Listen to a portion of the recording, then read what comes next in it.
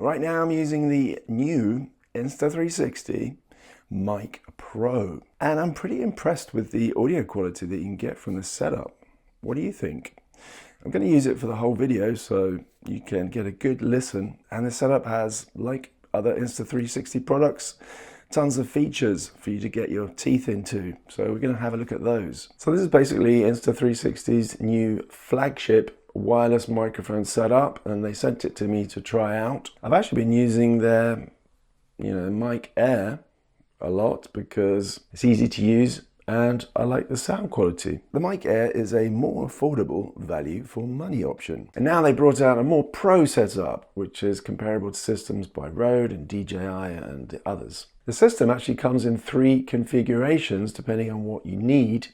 You can get a receiver with 2 transmitters, which is what I have. There's also a receiver with 1 transmitter if you're mainly shooting solo, and you can also just buy the transmitter on its own, either to add to an existing kit or if you just want a standalone field recorder without the receiver at all, because you can actually just record with these on their own. Just press the record button and it records directly onto the mic. So these mics can connect via Bluetooth directly to your Insta360 cameras if they support Bluetooth mics. All you have to do is just make sure that you've updated your firmware on the camera. And if you're using the receiver, which I'm doing now, you can connect to a regular camera using the cable supplied, or you can actually plug it directly into your phone using the USB-C connector. There's a lightning option as well, which I think is an extra purchase if you've got an iPhone that's an older model. Now, one interesting feature, which is, as far as I know, unique to audio gear, the mics have an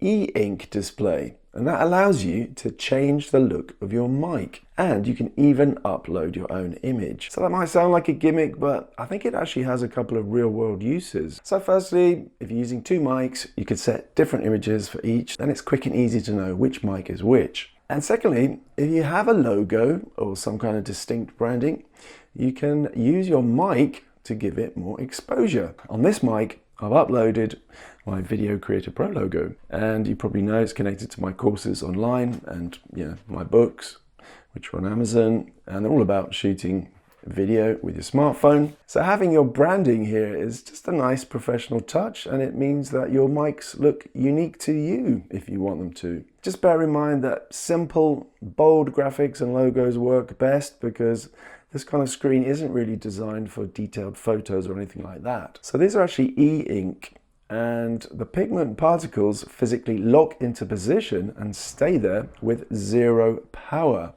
So it only uses power when you refresh the image. And another thing, unlike OLED or LCD screens, e-ink reflects ambient light the same way printed paper does. So direct sunlight actually improves the legibility rather than washing it out. So that means you're always going to be able to see the screen. Insta360 also supplies different wallpapers that you can use, and you can create your own, and you can share them with others if you want. So I will say that they feel really sturdy, a little bit heavier maybe than others, and they're very well built, I'd say. So they're not light and plasticky like most mics are. And like I say, you can record directly to the transmitter. So that means that they function as standalone recorders. So this little thing is a mic and a recorder all in one. I actually often shoot like that, and then I just sync my audio later. Because personally, I just find it more flexible, and you don't have to worry about connection issues. As well, you get the best quality codec. If you record internally, you have the option to record 32-bit float. And that's a great format for audio because it gives you the highest dynamic range. And it basically means that you can't overload your mic with loud noises. So I'd say that that's pretty useful for an action camera where you might encounter sudden extreme loudness, like say from a motorbike engine or some other situation. Inside the transmitter, we've got 3 microphone capsules. And with 3 mics working together, the system can run algorithms that compare what each one picks up, and then it can make intelligent decisions about directionality, and that's something that a single mic physically cannot do. So fitting 3 mics into a single transmitter this small is actually quite an engineering challenge, and what Insta360 has done here is design a balance between professional audio quality and the overall size of the microphone. And what you get from this is 4 distinct pickup modes, and these are going to cover different shooting scenarios. So this is voice focus mode, and it uses something called adaptive beamforming, and it's going to lock onto sound within a 60-degree cone in front of the mic. So as the mic is facing upwards, it's going to be like this now. And when it does this, it dynamically suppresses off-axis noise. So for example, any kind of nearby conversations or noise that's going on over there or over there. At the same time, it's going to preserve any ambient sound that's going on. It's just going to bring it down in the mix kind of thing. So with this setting, you're not going to get that kind of aggressive processed silence that noise cancellation usually produces. You're just going to get a focused voice audio, and it's going to be sitting in a natural environment. A lot of noise cancellation actually makes footage sound like it was recorded in a vacuum, so it suddenly cuts off and it's like silence and then voice. Beamforming done properly sounds more like a shotgun mic, and that means that the voice sounds natural and the background noise is reduced, but it's not erased completely. The transmitter can be mounted directly on your camera, and you can use it like a shotgun mic. So that's actually what I'm doing now. I don't have a camera like a DSLR or mirrorless, but instead I've put it on top of my auto cue thing.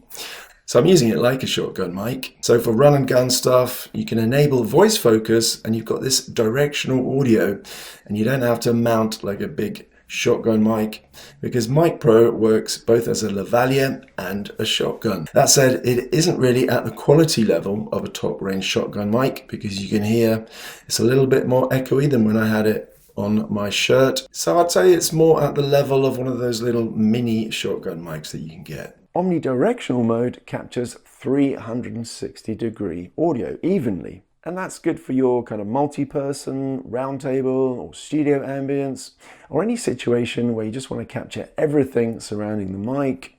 So if you're going for a walk or cycle or whatever, rather than targeting a specific sound like voice.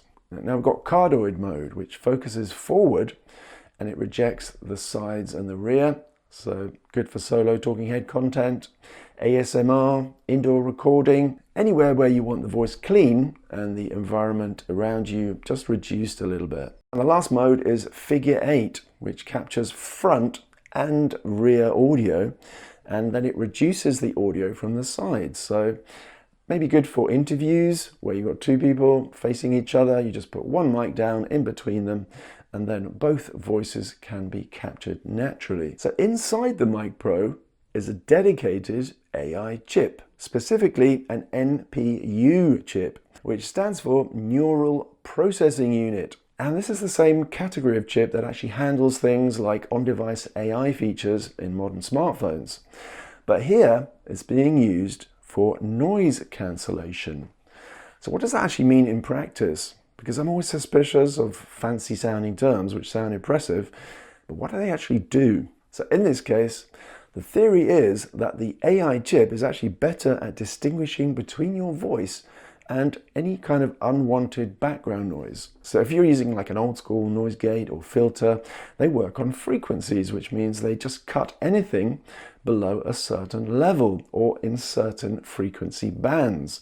And the problem is that they can't actually tell the difference between a voice and wind noise, for example. So if they're in the same frequency range, it's just going to cut them both. But an NPU-based system has been trained on millions of audio samples and can actually recognize human speech and then try to preserve it while removing everything else. So traffic noise, air conditioning, crowd noise, and so on. So this is going to be very useful for any situation where you don't have complete control over the background noise. So if you're filming in cities or in windy conditions and so on. We've got 2 levels. There's weak and strong. So weak noise cancellation is good for moderate environments where you still want some of the room presence. And strong is for proper noise situations where you really need to clean up the voice. So I'm just testing the noise reduction, and it's switched to the strong noise reduction. I'm just going to walk down to the main road here because we got usually a lot of traffic going up and down, there's also wind, and I haven't put the dead cat onto the microphone, so we'll see how it deals with some strong wind. It's probably going to cause some breaking up of the audio even with the noise reduction on, but let's see what it sounds like. So now it's going to sound really bad because of the wind, but when I turn round it should sound better because my body will protect the mic from the wind.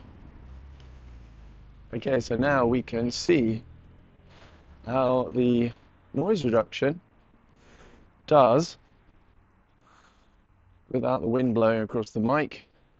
And we will walk up and down this street thinking of things to say. How are you guys anyway? So yeah, this is what it sounds like with the noise reduction off, so that you can get an idea of how well this noise reduction system is doing. But let's see how it does getting rid of the traffic noise without making my voice sound too synthetic and stuff. And the first time I tested it, it actually did a pretty good job with the traffic sound, not so much with the very strong wind, but if I put the dead cat on, then that will get rid of most of that issue. But note that when you have voice focus mode active, then noise cancellation isn't actually available because they're separate systems and they can't run simultaneously. The Mic Pro transmitters have auto gain control, and that adjusts the input level based on how loud or how quiet the audio source is. But there are two modes and you can use them in different situations. So we've got automatic mode, which is designed for more unpredictable environments, maybe a crowded street or an event or anywhere where there are large swings in volume. And what it does is it's pretty aggressive when it comes to preventing clipping, or distortion or overloading the audio channel. So if someone suddenly raises their voice or there's an unexpected loud noise, the gain is going to pull back before the signal distorts. So we've also got dynamic mode, and that's a more subtle option, and it's designed for controlled indoor situations. So rather than preventing peaks, it just kind of smooths out gradual volume changes. So if your subject gets quieter or moves slightly off axis, the levels are going to stay consistent without the mic doing anything obvious or audible where you can actually hear it compressing the audio. And the name for that is gain riding. And so the reason we've got these two modes is that aggressive gain riding in a quiet room, it just kind of sounds a little bit unnatural. So you can actually hear the mic working. And dynamic mode just keeps things even without that kind of weird volume changes. Automatic gain control and 32-bit float kind of work together as like a double safety net.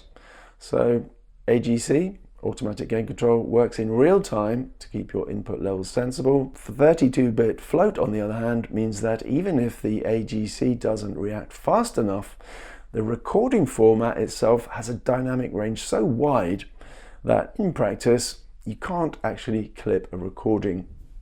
You can, but you'd have to really work at it. So using the two together just means that you're covered at the hardware level and also at the format level simultaneously. So like I say, you can record internally directly onto the mic, and it's got 32 gigabytes of onboard storage. So you can actually record both, so you could have it connected to your camera, and you can record onto the internal storage and onto the camera at the same time. And you actually get two format choices for internal recording. Like I say, 32-bit float, which gives you that effectively unclippable dynamic range that we talked about. Or we've got the regular 24-bit audio format, and that's going to give you longer recording times, up to 60 hours in mono versus around 44 hours with the 32-bit float. So that's quite a lot of recording time, isn't it? I can't really imagine even at 44 hours that you're ever going to run out. All you have to remember is that the 32-bit float only applies when you're recording internally to the microphone. Another advantage of the three mics within the transmitter is being able to record stereo audio from a single transmitter. So that means with just one transmitter, you can record ambient soundscapes, you can record ASMR, you can record location audio for creative projects. So again, you can just simply take the transmitter, this little thing, out into the field, and you can use it as a standalone recorder. Just clip it to your shirt and off you go, hands-free. And on that note, in terms of battery, each transmitter provides up to 10 hours of operating time, and the receiver lasts up to about 11 hours. And of course, that will depend on your settings. One thing to note is that when you record audio directly to the mic, it's going to auto-split the file every 30 minutes, but recording is going to continue uninterrupted, so you won't lose a take at the split point or anything. You can also choose what gets saved, a raw file with no processing applied, or a processed file with things like noise reduction, low cut filter, directionality, and any gain already baked in. And there's also a safety track option, and that's going to record a second backup channel at -6 dB below the main signal. That means that if the main channel clips due to a sudden loud sound, then you've got the safety track that's going to give you a quieter version to fall back on in post. So the Mic Pro has a thing called voice tone presets, and you've got 3 available. We've got standard, rich, and bright. So each one is just basically a blend of EQ and compression and reverb, and it's designed to shape how your voice sounds without having to touch anything in post. So we've got standard, which is the default, and it's kind of clean and balanced and natural. So rich mode enhances the mid to low frequencies, and that's the mode that I have it switched to now.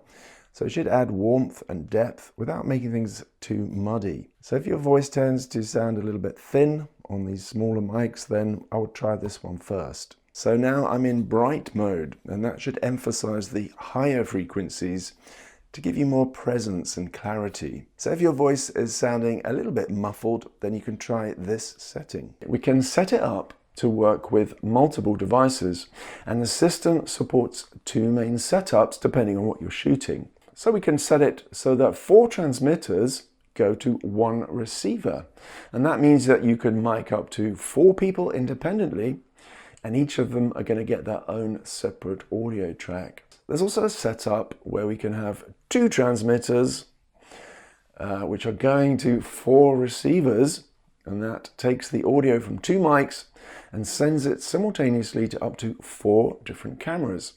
So if you're shooting a 2-person interview, for example, from 4 different angles, then every camera is going to get the same audio without any extra cabling or syncing in post. So you've also got stereo mode, where each person is on a separate channel, and you can have mono mode, where both voices are mixed together. There's also a mode called quadraphonic mode, and that's where you have 4 of these, 4 transmitters, and they're going to be recorded and output through 4 fully independent channels. But it is only available in 2 specific configurations. One is that the receiver is connected to a Sony camera that supports the MI digital hot shoe via the Insta360 Mic Pro camera adapter.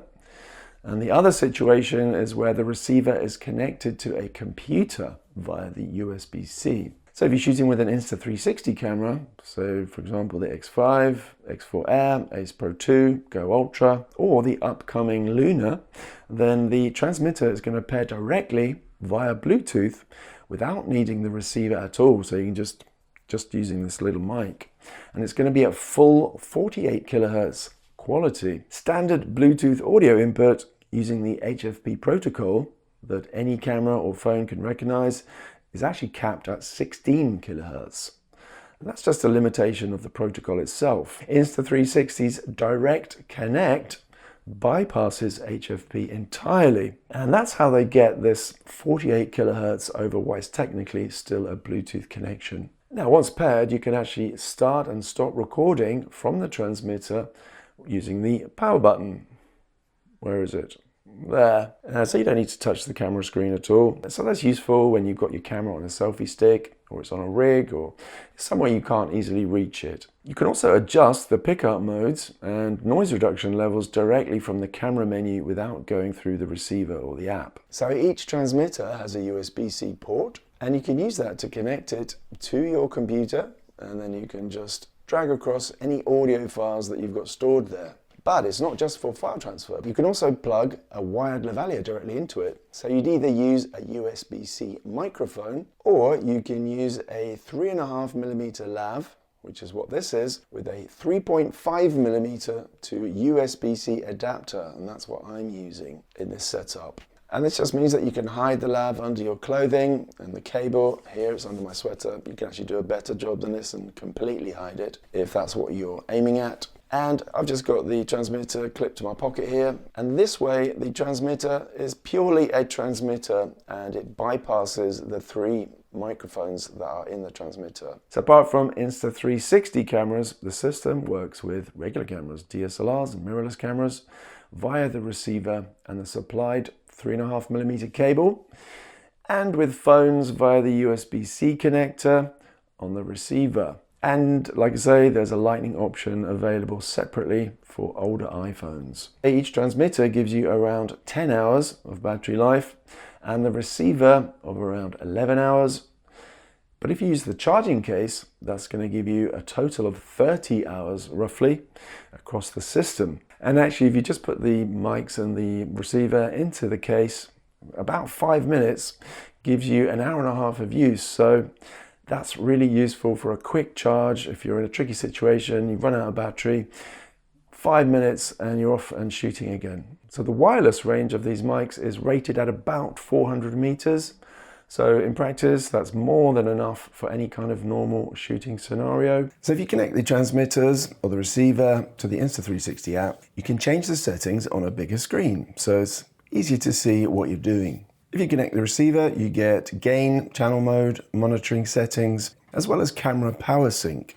Connect a transmitter and you get a gain slider, tone mode selection, sound direction, internal recording settings, 32-bit stereo loop, file type, and full control over the power button modes. You've got 3 quick access buttons at the top. So we've got record, mute, and then we can cycle through the noise cancellation modes. And there's a bunch of other settings as well, but I'm not going to go into them all here. And one last thing is that the Mic Pro system supports timecode. So that's useful if you're running a multi-camera setup and you want everything synced together. I'm actually impressed with the setup, and especially the noise reduction I think is great. And the quality, it seems to have a little bit of a sort of richer quality, probably from those 3 mics and the kind of solid build.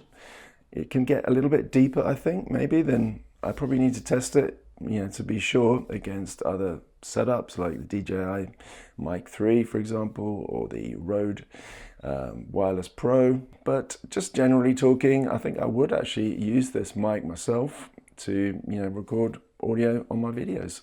And if you want to help support this channel, please check out the links below to my courses on Patreon. And if you haven't already, have a look at the books as well, because there's everything there that's going to help you to understand all the core principles of shooting video with your smartphone. That's it from me. See you in the next one.